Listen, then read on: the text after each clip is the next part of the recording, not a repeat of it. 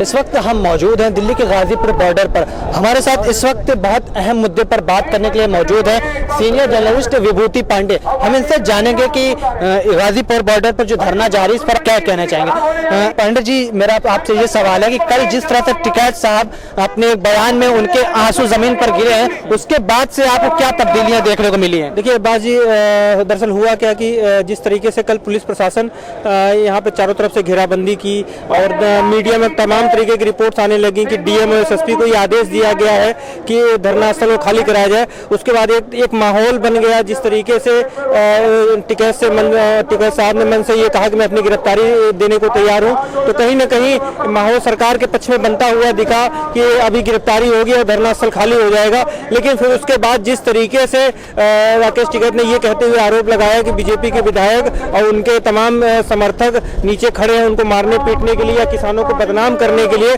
उसके बाद उनका अंदर का जो गुबार था, जो इतने दिनों से वो आंदोलन कर रहे थे किसानों को लेकर, जो उनके दिल का दर्द था, वो कहीं ना कहीं उनकी आंखों से झलक गया।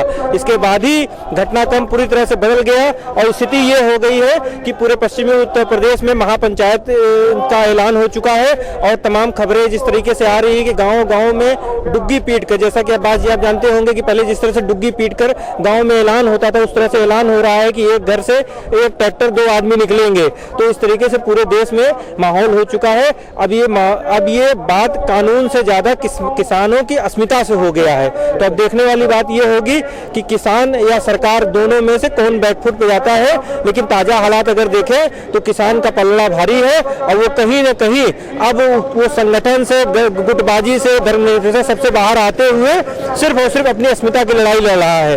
तो ताजा हालात ये है कि पूरे पश्चिमी उत्तर प्रदेश से लोग इकट्ठा हो रहे हैं। देश में तमाम तरीके से खबरें आ रही हैं। जिस तरीके से अभी मेरठ, मुजफ्फरनगर, बागपत, सहारनपुर से लोगों के आने की सूचनाएं हैं, तकरीबन 2 से 5 लाख लोगों के इकट्ठा होने की आशंका है।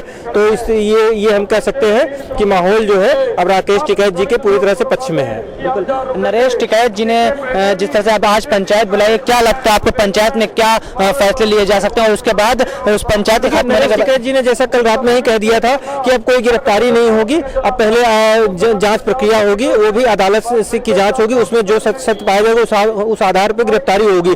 तो जैसा कि आप जानते हैं कि कल राकेश टिकैत जी ने एक फ्रंट फुट पे आते हुए कहा कि वो अपनी गिरफ्तारी देंगे, लेकिन उनके किसानों को मतलब सकुशल घर जाने दिया जाए।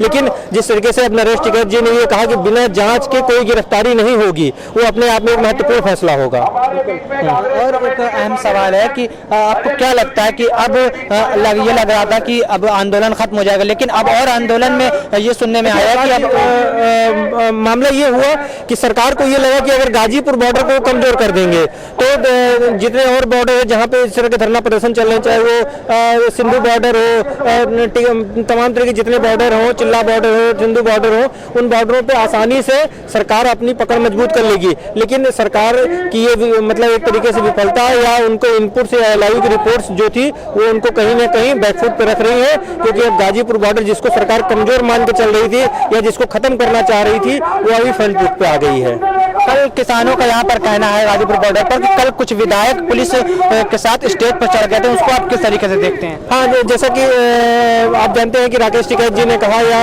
यहाँ के किसानों ने कहा कि 2 विधायक, जिसमें लोनी के विधायक नंदकिशोर गुर्जर जी का भी नाम आ रहा है, कि वो अपने समर्थकों के साथ गुंडागर्दी की स्थिति में आ गए थे। तो दरअसल राकेश टिकैत जी या किसानों का एक सबसे बड़ा दर्द यही है कि प्रशासन उन्हें गिरफ्तार करती। राकेश टिकैत जी ने कहा कि अगर उन्हें प्रशासन गिरफ्तार करती, पुलिस गिरफ्तार करता है तो मामला कहीं ना कहीं समझ में आता कि मामला कानूनन है। लेकिन जिस तरीके से भाजपा के विधायक और उनके समर्थकों ने गुंडागर्दी करने का वो नारेबाजी की या जिस तरीके से उन्होंने अंदेशा जलाया, वो कहीं ना कहीं एक दुखद स्थिति रही। और सरकार को अब इस पहलू में भी ध्यान देना होगा कि वो कौन लोग थे जो पुलिस कार्रवाई के बीच में गुंडागर्दी की स्थिति पैदा कर रहे थे या अराजकता फैलाने के प्रयास कर रहे थे।